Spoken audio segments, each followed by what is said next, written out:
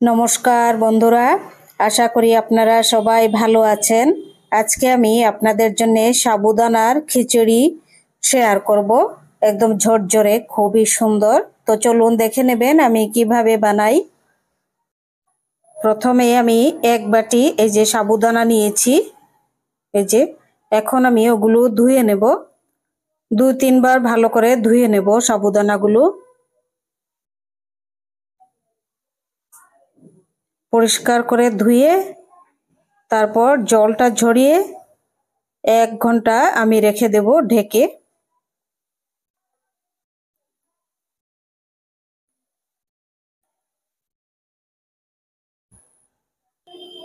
সাবুদানার জলটা ঝরিয়ে নিচ্ছি ভালো করে, একদম যেন জল না থাকে, পুরো জলটা ফেলে দেব সাবুদানার থেকে।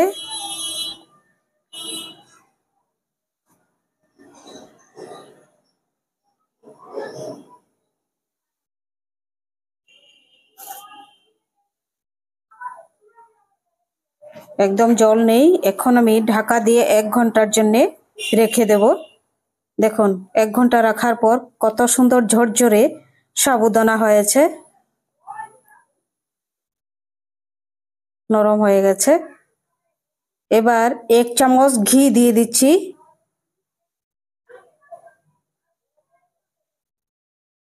তারপর হাফ চামচ গোটা জিরা,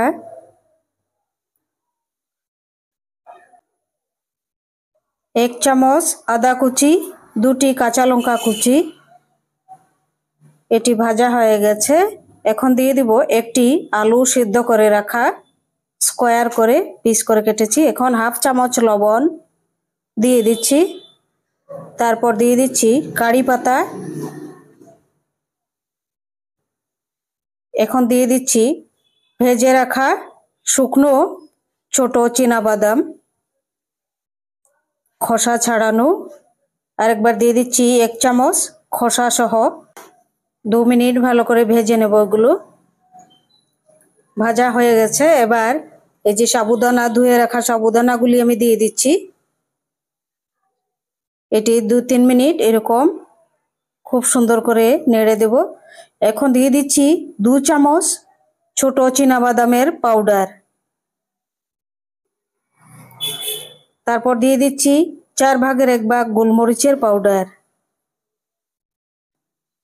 দেখুন কত ঝরঝরে হয়েছে সাবুদানার খিচুড়ি। অল্প একটু এটি সেন্টেড লেবুর রস দিয়ে দিচ্ছি আমি, তারপর দিয়ে দিচ্ছি অল্প একটু ধনিয়া পাতা কুচি।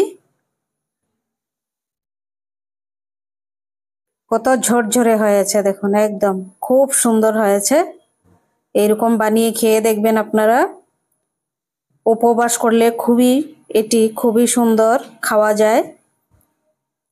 আর যদি আমার রেসিপি ভালো লাগে সাবস্ক্রাইব করবেন, লাইক করবেন, শেয়ার করবেন, কমেন্ট করে জানাবেন। সাবুদানার খিচুড়ি কেমন হয়েছে আমাকে অবশ্যই আপনারা জানাবেন। অনুগ্রহ করে আমাকে সাপোর্ট করবেন আপনারা।